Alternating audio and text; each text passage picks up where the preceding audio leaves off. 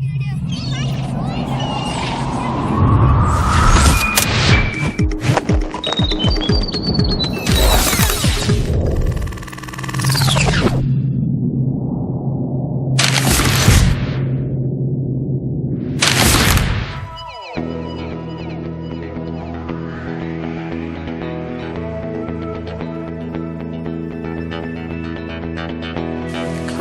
fresh water. What a lovely sight. Fresh water provides life to plants and animals in clean, green New Zealand. This is not clean. This is not fresh. Is this an example of clean, green New Zealand?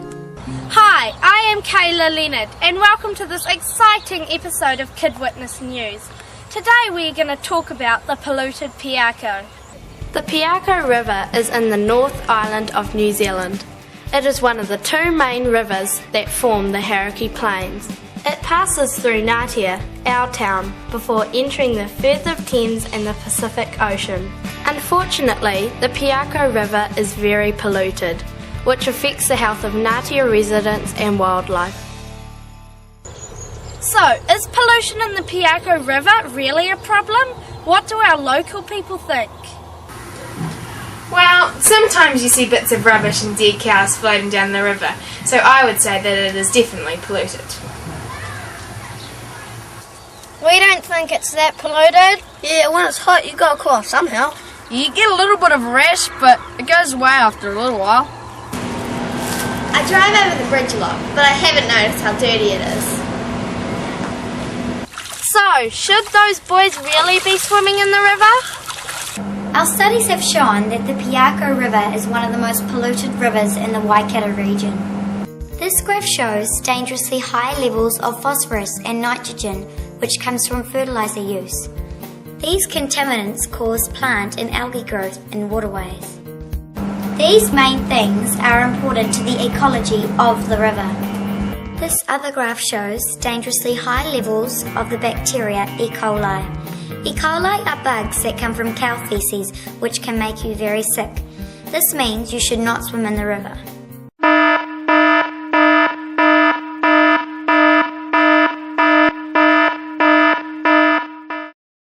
Why is the Piako River more polluted than any other river in the area?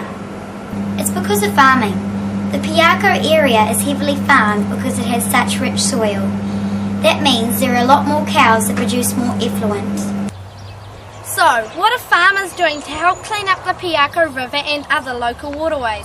We are going to focus on methods which reduce water pollution that farmers are finding success with.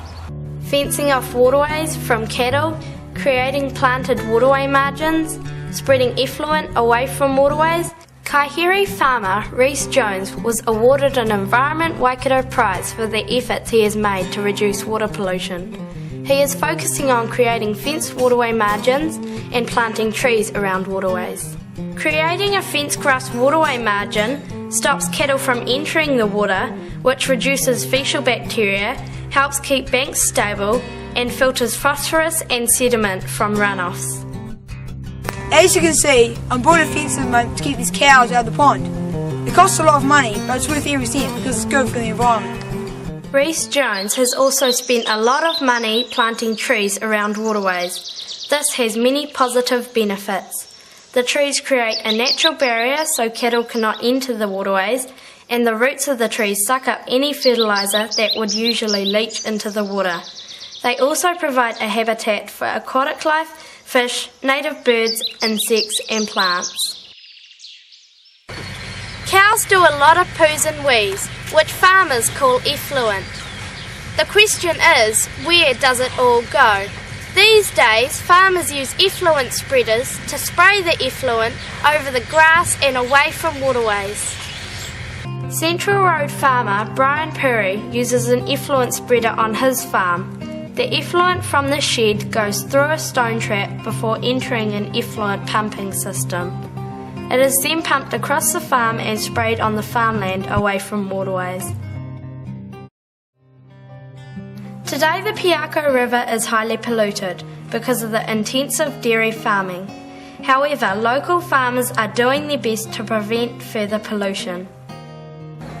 The task of cleaning up this river isn't impossible, but we do need help to make it work.